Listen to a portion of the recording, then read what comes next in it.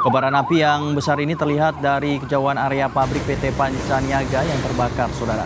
11 unit mobil damkar, 9 dari kabupaten dan 2 dari kota Cirebon dikerahkan untuk proses pemadaman. Sejumlah petugas pemadam kebakaran kesulitan menggapai titik sebaran api yang sangat luas. Hingga pukul 3 lebih 30 menit dini hari tadi, api masih belum dapat dipadamkan. Petugas kebakaran masih belum dapat menginformasikan luas total bangunan yang terbakar dan juga penyebab kebakaran.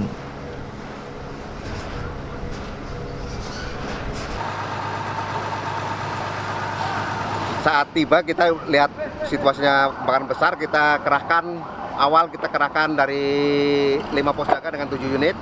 Kemudian kita hubungi kota untuk minta bantuan karena kebakaran luas sekali. Ini memang apa yang terbakar ini, Pak? Bahan baku dari rotan, ada kasur, ada karet, ada thinner juga.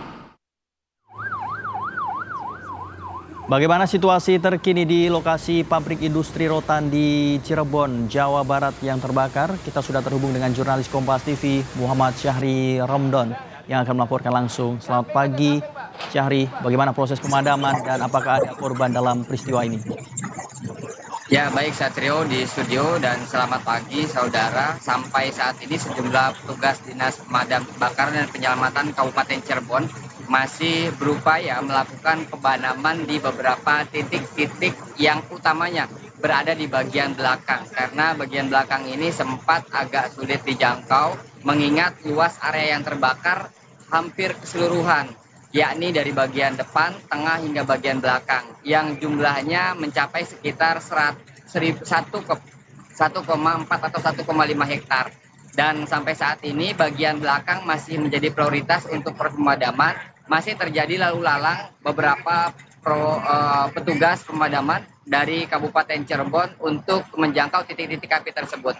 Memang saat ini kita mendapatkan laporan dari petugas sekitar atau yang melakukan penanganan terhadap kebakaran ini tidak ada korban jiwa.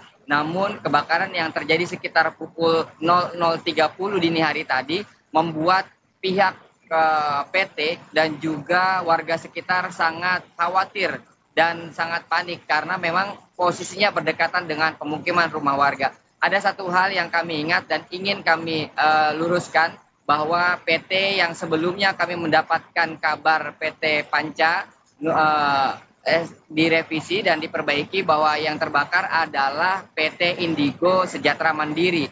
Dan kami bertemu langsung oleh sejumlah pihak terkait, utamanya pihak-pihak pabrik yang menyatakan bahwa kebakaran ini sangat membuat mereka kaget dan sangat membuat mereka sangat terpukul karena mencapai sekitar 1 hektar lebih dan barang-barang yang terbakar itu mencapai lebih dari 10 kontainer yang siap diekspor ke luar negeri baik di US ataupun di Eropa. Fajri. Syahri, apakah penyebab kebakaran hingga saat ini sudah diketahui?